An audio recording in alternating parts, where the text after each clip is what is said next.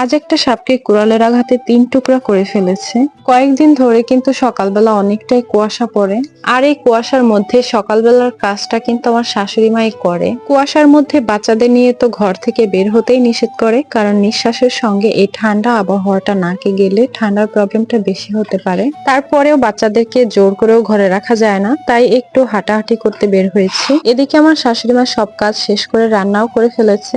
আর এই শীতের সকালে কিন্তু ভর্তা দিয়ে ভাত খেতে অনেকটা মজা লাগে, তাই এখানে অনেক রকমের ভর্তা বানিয়েছে আর সাথে খিচুড়ি ছিল। এদিকে শ্বশুর আব্বু গাছ থেকে কলার কাইনটা কেটে ফেলেছে, কারণ এটা আর বড় হবে না। আর এই মাছগুলি কিন্তু আমাদের পুকুরের মাছ। এই শিং মাছ দুইটা একটা বোতলের মধ্যে ছিল। গ্রামের বাড়িতে থাকা কিন্তু এই একটাই সুবিধা, কারণ সবকিছু একদম তরতাজা পাওয়া যায়। তো মাছগুলি কাটতে বসে পড়েছি। আর এদিকে আমাদের ছোপের কিছু বাঁশ মরে গিয়েছিল, সেগুলো কেটে লাকড়ি বানিয়ে ফেলছে। আর এর মধ্যেই বাঁশের ভেতর থেকে এই সাপটা বেরিয়ে আসে, আর কুড়ালের আঘাতে সেটা ৩ টুকরা হয়ে যায়।